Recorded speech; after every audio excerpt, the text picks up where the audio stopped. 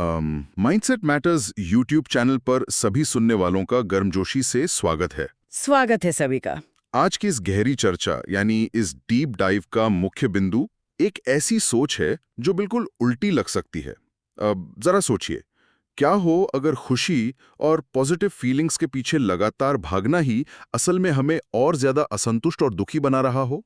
हाँ, ये सुनने में थोड़ा अजीब जरूर लगता है। बिल्कुल।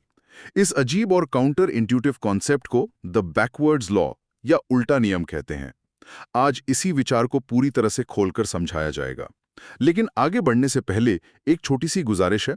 अगर दर्शकों को ये कंटेंट पसंद आए तो इस चैनल को विजिट जरूर करें और भी बेहतरीन मोटिवेशनल शॉर्ट्स और वीडियोस के लिए सब्सक्राइब करें। और हाँ, इस पूरी चर्चा का सबसे बेहतरीन हिस्सा कमेंट्स में जरूर साझा करें। वही तो आज का हमारा ये जो डीप डाइव है, इसका मिशन क्या है? देखो, आज का हमारा ये विश्लेषण एक ऐसी सामग्री पर आधारित है जो सच में एक अच्छी जिंदगी जीने के लिए बिल्कुल अलग नजरिया पेश करती है।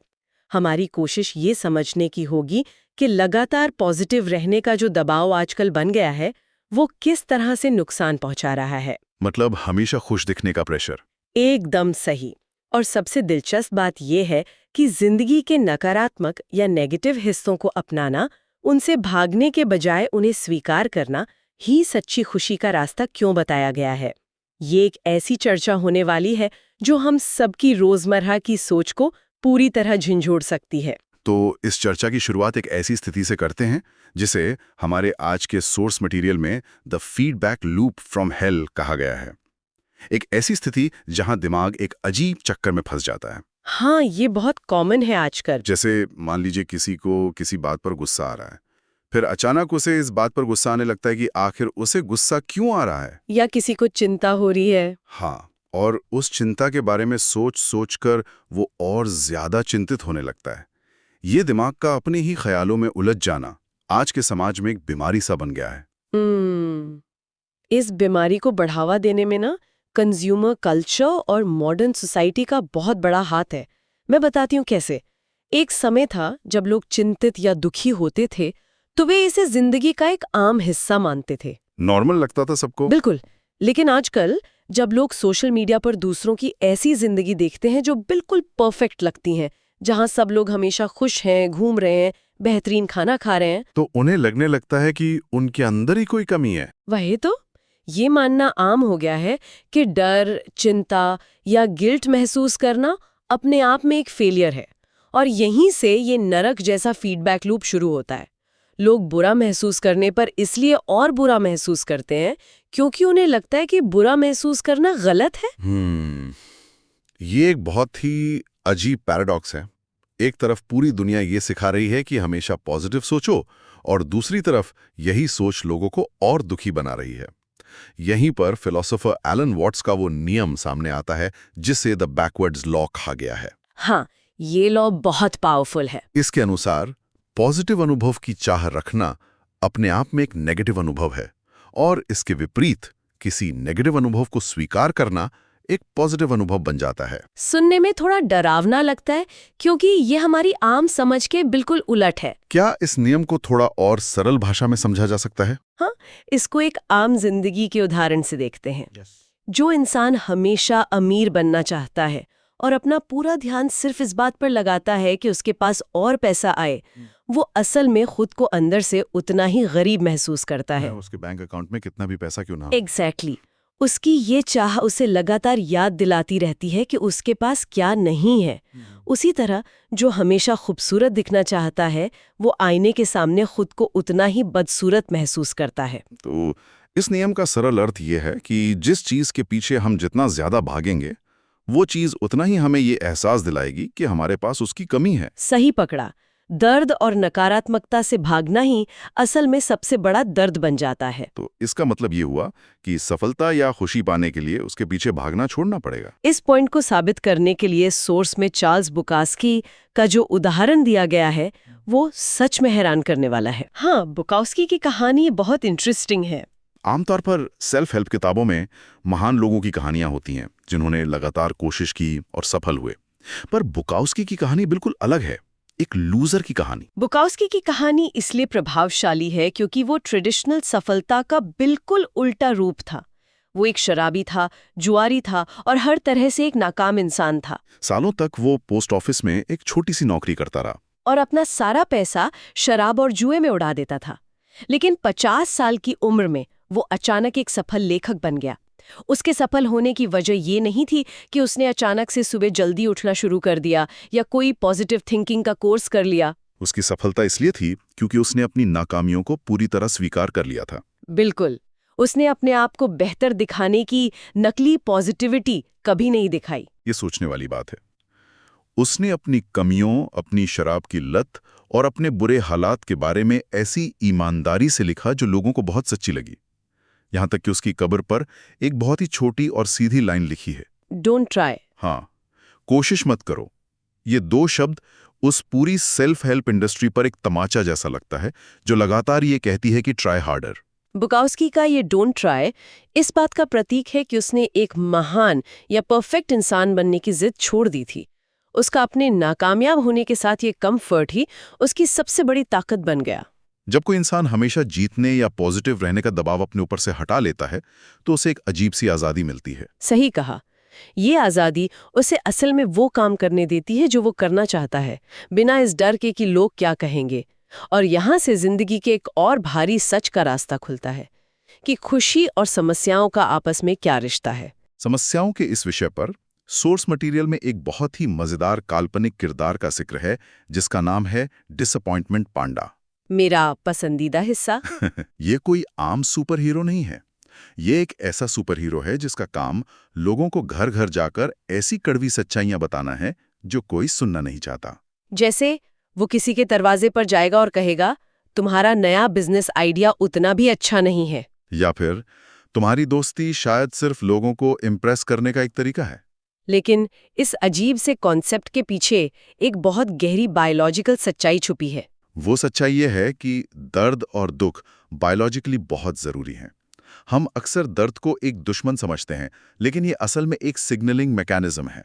जैसे अलार्म बेल होती है। हाँ, अगर किसी के पाँव में चोट लगती है तो फिजिकल दर्द ये बताता है कि उस जगह ध्यान देने की जरूरत है ताकि आगे से वो गलती ना हो। ठीक उसी तरह मनोवैज्ञानिक या साइकोलॉजिकल दर्द भी एक सिग्नल होता है। ये बताता है कि जिंदगी में कुछ बदलने की जरूरत है। एकदम सही। अगर हम इस दर्द को कंप्लीटली मिटा दें या हमेशा उसे इग्नोर करके पॉजिटिव रहने का नाटक करें तो हम अपनी गलतियों से कभी सीख ही नहीं पाएंगे। ये नजरिया वाकई आम सोच से थोड़ा अलग है। लोग पूरी जिंदगी यही सोचते हुए बिता देते हैं कि एक दिन ऐसा आएगा जब उनकी जिंदगी में कोई प्रॉब्लम नहीं होगी और तब वे सच्चे में खुश होंगे। पर यहाँ ये कहा जा रहा है कि समस्याएं कभी खत्म नहीं होती। एक अमीर इंसान के पास भी पैसे को मैनेज करने की या टैक्स बचाने की समस्याएं होती हैं और एक गरीब के पास भी पैसे कमाने की समस्याएं होती हैं। समस्याएं बस अपग्रेड हो जाती हैं। खुशी इस बात से नहीं मिलती कि जिंदगी में समस्याएं हैं ही नहीं, बल्कि खुशी तब मिलती है जब हमारी जिंदगी में ऐसी समस्याएं हों जिन्हें सुलझाना हमें पसंद हो। जिंदगी बस समस्याओं का एक लंबा अनंत सिलसिला है। इसलिए खुशी लगातार इन समस्याओं को एक एक करके सुलझाने की प्रक्रिया में ही छुपी है। और इससे एक बहुत महत्वपूर्ण सवाल निकल कर आता है, चूज योर स्ट्रगल, यानी अपना संघर्ष चुने। ये एक बहुत ही प्रैक्टिकल अप्रोच लगती है। अगर कोई किसी से पूछे कि तुम्हें जिंदगी में क्या चाहिए, तो हर कोई कहेगा कि उसे एक अच्छी बॉडी चाहिए, बैंक में बहुत सारा पैसा चाहिए और शांति चाहिए। पर यह सवाल ही गलत है। सच्चा सवाल ये होना चाहिए कि तुम किस तरह का दर्द सहने को तैयार हो, क्योंकि हर इनाम के साथ एक संघर्ष जुड़ा होता है। बिल्कुल। जो लोग जिम में घंटों पसीना बहाने का, मसल्स के दर्द और थकान को सहने का ऑप्शन चुनते हैं, सिर्फ वही आखिर में एक बेहतरीन बॉडी पाते हैं। उसी तरह जो लोग कई नाकामयाबियों, टेंशन और रातों की नींद खराब करने को सहने को तैयार होते हैं, वही सफल एंटरप्रेन्योर बन पाते हैं। अगर किसी को लगता है कि बिना दर्द सहे कोई आसानू मंजिल मिल जाएगी, तो वो धोखे में है। इंसान किस चीज को महत्व देता है, वही तय करता है कि वो किस तरह का दर्द चुनेगा। और इसे समझने के लिए सोर्स मटेरियल हमारी वैल्यूज या मूल्यों को एक प्याज के रूप में पेश करता है। सेल्फ अवेयरनेस अनियन या आत्म जागरूकता का प्याज। आत्म जागरूकता के इस प्याज के 3 स्तर या लेयर्स बताए गए हैं। पहला स्तर बहुत ही ऊपरी है, अपनी भावनाओं को पहचानना, जैसे कि ये मानना कि मुझे गुस्सा आ रहा है या मैं दुखी हूं। आजकल तो बहुत से लोग इस पहले स्तर को समझने में ही स्ट्रगल करते हैं, क्योंकि इमोशंस को दबाने का चलन बहुत ज्यादा है। उसके बाद आता है दूसरा स्तर, ये जानना कि आखिर वैसा क्यों महसूस हो रहा है। क्या कोई उम्मीद थी जो पूरी नहीं हुई? पर सबसे गहरा और सबसे मुश्किल हिस्सा तीसरा स्तर है। तीसरा स्तर हमारे मूल्यों यानी हमारी वैल्यूज पर आधारित है। इसका मतलब है कि हम किस पैमाने या मेट्रिक पर अपनी सफलता या विफलता को नाप रहे हैं। जब तक लोग अपने मेट्रिक को नहीं समझते, तब तक वे अंदर से खोखले रह जाते हैं। ज्यादातर लोगों की परेशानी का मुख्य कारण ये होता है कि उनकी वैल्यूज ही खराब होती हैं। अब सवाल उठता है कि खराब वैल्यूज क्या होती हैं? खराब वैल्यूज ऐसी चीजें हैं जो हमेशा बाहरी हालात पर निर्भर होती हैं। जैसे हमेशा पॉजिटिव रहना, सिर्फ प्लेजर या मजे के पीछे भागना, हमेशा खुद को सही साबित करना और भौतिक या मटेरियल सफलता हासिल करना। इन खराब वैल्यूज को समझाने के लिए डेव मुस्टेन का उदाहरण बहुत ही सटीक बैठता है। मुस्टेन एक बेहतरीन म्यूजिशियन थे, जिन्हें उनके करियर की शुरुआत में ही मशहूर रॉक बैंड मेटालिका से निकाल दिया गया था। उसके बाद मुस्टीन ने एक और जबरदस्त बैंड मेगाडेथ बनाया। उन्होंने करोड़ों एल्बम्स बेचे, दुनिया भर में शो किए। किसी भी आम इंसान की नज़र में वो एक बेहद सफल और खुशकिस्मत इंसान थे। पर एक इंटरव्यू में मुस्टीन ने रोकर खुद को नाकामयाब माना। उनका मानना था कि वो जिंदगी में हार गए हैं। ऐसा क्यों? ऐसा इसलिए हुआ क्योंकि उनका मेट्रिक, उनकी वैल्यू सिर्फ एक बात पर आधारित थी कि क्या मैं मेटालिका से ज्यादा सफल बन पाया। उन्होंने अपनी सफलता का पैमाना एक ऐसी चीज को बना लिया था जो दूसरों के परफॉर्मेंस पर निर्भर थी। जबकि एक और म्यूजिशियन पीट बेस्ट का केस बिल्कुल इसके उलट था। पीट बेस्ट को भी शुरुआत में दुनिया के सबसे बड़े बैंड द बीटल्स से निकाल दिया गया था। कुछ वक्त तक वो डिप्रेशन में रहे, पर फिर उन्होंने अपनी वैल्यूज बदली। उन्होंने दुनिया का सबसे बड़ा रॉक स्टार बनने का पैमाना छोड़कर एक आम खुशहाल पारिवारिक जिंदगी को अपनी प्रायोरिटी बनाया, और वो सच में एक खुशहाल इंसान बने। इसका मतलब है कि सिर्फ मेहनत करना या सफल होना काफी नहीं है। सफलता को किस रूलर या स्केल से नापा जा रहा है वो सबसे ज्यादा तय करता है कि इंसान खुश होगा या नहीं। अच्छे वैल्यूज की पहचान यही बताई गई है कि वे सच्चाई पर आधारित होती हैं, उनका असर समाज के लिए फायदेमंद होता है, और सबसे बड़ी बात, वे हमारे अपने कंट्रोल में होती हैं, जैसे ईमानदारी, नम्रता या नया सीखना। इन मूल्यों को चुनने पर ऐसी समस्याएं मिलती हैं जिन्हें एक्चुअली में कंट्रोल किया जा सकता है। और जब कंट्रोल की बात आती है तो एक बड़ा ही गंभीर कॉन्सेप्ट सामने आता है, गलती और जिम्मेदारी के बीच का अंतर, यानी फॉल्ट वर्सेस रिस्पॉन्सिबिलिटी। ये कॉन्सेप्ट शायद इस पूरी चर्चा का सबसे ट्रांसफॉर्मेटिव हिस्सा है। इसे समझाने के लिए फिलोसोफर विलियम जेम्स की जिंदगी का एक प्रभावशाली किस्सा है। विलियम जेम्स की शुरुआती जिंदगी बीमारियों, नाकामयाबियों और परेशानियों से भरी थी। उन्होंने खुदकुशी करने तक का सोच लिया था। लेकिन एक दिन उन्होंने एक प्रयोग करने का फैसला किया। उन्होंने तय किया कि 1 साल तक उनकी जिंदगी में जो कुछ भी होगा, चाहे वो उनके काबू में हो या ना हो, उसकी 100% जिम्मेदारी वो खुद लेंगे। और इस एक फैसले ने उनकी पूरी दिशा बदल दी। वो अमेरिका के सबसे महान विचारकों में से एक बने। लेकिन इस विचार पर एक बहस खड़ी हो सकती है। कोई ये कह सकता है कि अगर रास्ते पर चलते हुए किसी दूसरी गाड़ी ने आकर टक्कर मार दी तो उसमें मेरी गलती कैसे हुई? मैं उस चोट की जिम्मेदारी कैसे ले सकता हूं जो किसी और की लापरवाही का नतीजा है? और यहीं पर फॉल्ट और रिस्पॉन्सिबिलिटी को अलग-अलग करके देखना जरूरी है। टक्कर मारना उस दूसरे ड्राइवर की गलती यानी फॉल्ट हो सकती है। वो कानूनी तौर पर उसके लिए दोषी है। बिल्कुल। लेकिन उस एक्सीडेंट के बाद उस चोट से उभरने की जिम्मेदारी उसकी नहीं है। बिल्कुल। उस दर्द के साथ कैसा रवैया अपनाना है, अपनी फिजिकल थेरेपी कैसे करनी है और उस सदमे से बाहर आकर आगे की जिंदगी कैसे जीनी है, इनकी जिम्मेदारी यानी रिस्पॉन्सिबिलिटी हमेशा और हमेशा उसी शख्स की अपनी होती है जिसके साथ वो हादसा हुआ है। हालात कभी किसी के पूरे काबू में नहीं होते, पर उन हालात पर क्या प्रतिक्रिया देनी है, ये चुनाव पूरी तरह से खुद का होता है। जब लोग इस जिम्मेदारी को लेने से इनकार कर देते हैं तो एक बड़ा ही खतरनाक ट्रेंड जन्म लेता है, जिसे सोर्स मटेरियल में विक्टिमहुड शिक कहा गया है। इसका मतलब है कि खुद को पीड़ित दिखाना आजकल एक फैशन सा बन गया है। अगर हम आजकल सोशल मीडिया देखें तो हर कोई किसी ना किसी बात पर आहत नजर आता है। लोग बात बात पर पब्लिक आउटरीच दिखाते हैं, जैसे कि गुस्सा होना और खुद को बेचारा साबित करना कोई मेडल जीतने जैसा हो। ये ध्यान रखना जरूरी है कि हम यहाँ किसी विशेष विचारधारा, चाहे वो लेफ्ट विंग हो या राइट विंग, का समर्थन या विरोध नहीं कर रहे हैं। हम सिर्फ वही रिपोर्ट कर रहे हैं जो सामग्री में लिखा है। हाँ, हम बस सोर्स की बात करें। सोर्स के अनुसार छोटी छोटी बातों पर आउटरेज दिखाना और खुद को लगातार एक विक्टिम मानना एक तरह का नशा बन गया है। जब कोई खुद को विक्टिम बताता है तो उसे एक मॉरल हाई मिलता है, लोगों की सहानुभूति मिलती है। लेकिन लंबे समय में इसका असर समाज और उस इंसान दोनों पर बहुत नकारात्मक होता है। इस शोर शराबे में उन लोगों की आवाज बिल्कुल दब जाती है जो वाकई में शोषित हैं या जिनके साथ सच में कोई बड़ा अन्याय हुआ है। और साथ ही लगातार एहसास होने वाले लोग अंदर से और भी अकेले होते जाते हैं। इस पूरे विक्टिमोड के पीछे कहीं ना कहीं एंटाइटलमेंट की भावना छिपी होती है। एंटाइटलमेंट का मतलब है ये मानना कि बिना कोई खास मेहनत किए ही कोई इंसान दुनिया में स्पेशल ट्रीटमेंट का हकदार है।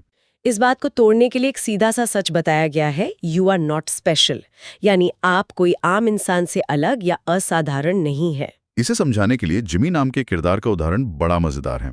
जिमी एक ऐसा आम इंसान है जो पूरी तरह से अपने ही ख्याली पुलाव में खोया रहता है। वो हमेशा यही गुणगान करता है कि उसके पास दुनिया के सबसे बेस्ट बिजनेस आइडियाज हैं। पर हकीकत में वो दोस्तों और परिवार वालों के पैसों पर पल रहा होता है। वही तो, जिमी जैसे लोग जब किसी काम में फेल होते हैं तो उनका दिमाग ये मानने को तैयार ही नहीं होता कि उनमें कोई कमी है। वे सोचते हैं कि दुनिया उनसे जल रही है या लोग उनकी जीनियस नहीं समझ पा रहे हैं। आज के कल्चर में हर किसी को बचपन से यही बताया जाता है कि वो एक्स्ट्रा ऑर्डिनरी बनने के लिए पैदा हुआ है। पर सच्ची सेल्फ एस्टीम इस झूठे आत्मविश्वास में नहीं है जहां कोई हमेशा खुद को महान समझे। सच्ची सेल्फ एस्टीम उसमें है जहां एक इंसान अपनी कमियों, अपनी साधारण बातों को देखे, उन्हें माने और फिर उन्हें सुधारने की लंबा और थका देने वाला कोशिश करें।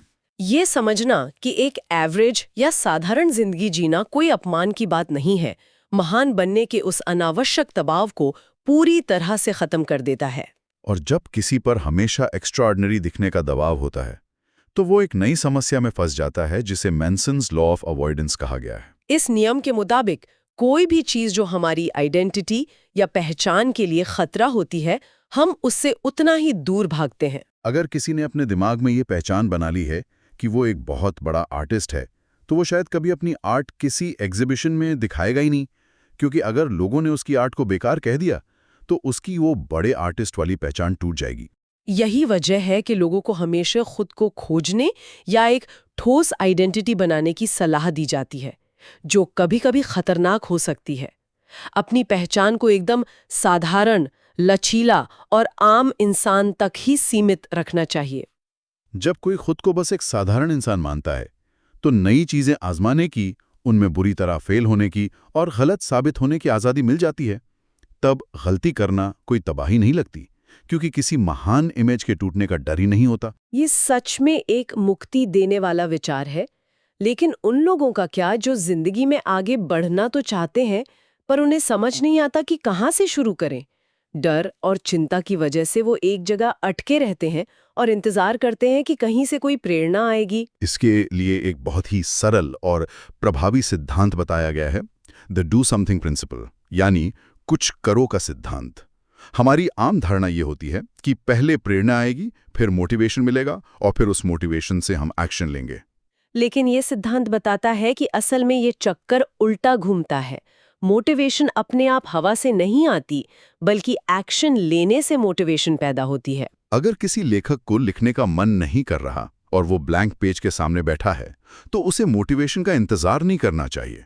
उसे बस रोज 200 बेकार शब्द लिखने का एक्शन लेना चाहिए। वो छोटा सा एक्शन ही उसके अंदर और लिखने की चेन रिएक्शन शुरू कर देगा। अगर रास्ता साफ ना हो तो परेशान होने के बजाय समस्या के बारे में कोई भी छोटा सा रैंडम कदम उठा लेना चाहिए। वो कदम आगे का रास्ता खुद ब खुद रोशन कर देगा। तो इतनी सारी बातों के बाद अगर हम थोड़ा पीछे हटकर इस पूरी चर्चा को एक साथ देखें तो सवाल उठता है कि आखिर इन सब का हमारी आम जिंदगी में क्या महत्व है? आजकल जब लोगों की जिंदगी सोशल मीडिया के परफेक्शन और हर वक्त सही दिखने के बोझ तले दबी हुई है, ये सारी बातें एक वापस जमीन पर लाने वाले संदेश की तरह काम करती हैं। ये बताती हैं कि नकारात्मकता और दर्द से भागना और इनको दबाना बंद करना होगा। इन दर्दों को समझकर उनका सही इस्तेमाल करना सीखना ही सच्ची आज़ादी और शांति का रास्ता है।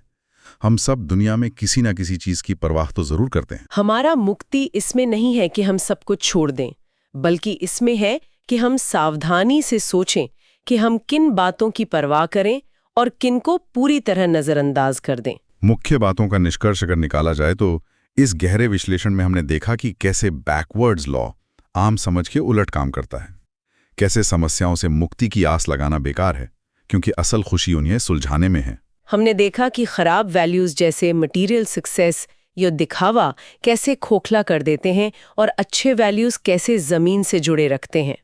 और सबसे बढ़कर हर स्थिति में, चाहे वो हमारी गलती ना भी हो, अपनी जिम्मेदारी लेना कैसे हमें एक साधारण लेकिन आजाद जिंदगी जीने के काबिल बनाता है। रिजेक्शन और दर्द को एक दुश्मन की तरह नहीं, बल्कि एक टीचर की तरह अपनाना जिंदगी को ज्यादा असल बनाता है। इस चर्चा को समाप्त करने से पहले एक आखिरी और बहुत ही गहरी, थोड़ी डरावने वाली पर आंख खोलने वाली सोच पर विचार करना जरूरी है। वो कौन सी सोच है? ये एक ऐसी सच्चाई है जो सोर्स मटेरियल में डीपली दी गई है, पर शायद पहले विस्तार से उतनी ओपनली डिस्कस नहीं हुई। मौत या डेथ की सच्चाई। अर्नेस्ट बेकर, जो एक महान विचारक थे, उनका एक कॉन्सेप्ट है जिसे इमॉर्टैलिटी प्रोजेक्ट कहा जाता है। Immortality project? हाँ, हम इंसान अपनी जिंदगी में जो भी इतनी मेहनत करते हैं, बड़े बड़े घर बनाते हैं, शोहरत कमाते हैं, अपने बच्चों के भविष्य को लेकर परेशान रहते हैं, उसके पीछे असल में क्या चल रहा होता है? मैं समझ रही हूँ। अर्नेस्ट बेकर का मानना था कि इंसान अकेला ऐसा जानवर है जो ये जानता है कि वो एक दिन मरने वाला है, और ये मौत का डर उसके अंदर एक ऐसी बेचैनी और एग्जिस्टेंशियल डर पैदा करता है जिसे सहना नामुमकिन है। इसलिए लोग अपनी जिंदगी में जो कुछ भी करते हैं, चाहे कोई कंपनी बनानी हो, कोई महान किताब लिखनी हो या अपना परिवार आगे बढ़ाना हो, वो सब मौत के डर से बचने और अपना एक इमॉर्टैलिटी प्रोजेक्ट बनाने के लिए होता है। इंसान चाहता है कि उसकी बॉडी भले ही मर जाए, पर उसकी आइडेंटिटी, उसका नाम इस दुनिया में हमेशा जिंदा रहे। लेकिन जब तक एक इंसान मौत को एक अटल सच्चाई के रूप में पूरी तरह नहीं अपनाता, तब तक वो इस नकली दिखावे और लोगों की राय से डरता रहेगा। मौत को ध्यान में रखना सभी छोटी मोटी परेशानियों और झूठी ईगो को पूरी तरह बेमानी कर देता है। ये सच में दिमाग को झंझोड़ देने वाली सोच है। अगर एक आम दिन की परेशानियों को मौत के चश्मे से देखा जाए तो क्या फर्क पड़ता है कि ट्रैफिक में आधा घंटा बर्बाद हो गया, या क्या फर्क पड़ता है कि सोशल मीडिया पर किसी अनजान शख्स ने क्या बुरा कमेंट किया। मौत की अटल सच्चाई को स्वीकार करने के बाद एक सीधा सवाल सामने आता है, एक इंसान इस दुनिया में क्या विरासत छोड़कर जा रहा है? हम सब जानते हैं कि दुनिया में हर छोटा एक्शन एक बड़ा असर पैदा कर सकता है। तो ऐसी स्थिति में हम अपनी कम समय वाली जिंदगी में किस तरह का असर इस दुनिया पर डालना चाहते हैं? ये ऐसी सोच है जो किसी भी इंसान को अपने छोटे छोटे डर और झूठी शान से आजाद कर सकती है। और इसी गहरी और वास्तविक सोच के साथ हमारी आज की चर्चा और ये विश्लेषण अपने अंजाम तक पहुंचता है। सबसे जरूरी सबक यही निकलता है कि अपनी छोटी मोटी समस्याओं से उठकर सच्चाई का सामना करें, मौत को याद रखें और सिर्फ उन्हीं चीजों की परवाह करें जो सच में महत्व रखती हैं। एकदम सही कहा। एक बार फिर हम सभी सुनने वालों को याद दिलाना चाहेंगे कि माइंडसेट मैटर्स चैनल पर ऐसी ही और भी कई सोच बदलने वाली मोटिवेशनल शॉर्ट्स और वीडियोस उपलब्ध हैं। अगर आज की बातों ने आपको थोड़ा भी सोचने पर मजबूर किया है तो चैनल को जरूर सब्सक्राइब करें। और सबसे खास बात, आज की इस गहरी चर्चा का कौन सा हिस्सा सबसे ज्यादा प्रभावशाली लगा, ये कमेंट्स में जरूर साझा करें। अलविदा, अपना ध्यान रखें और अपने संघर्ष को चुनते रहिए।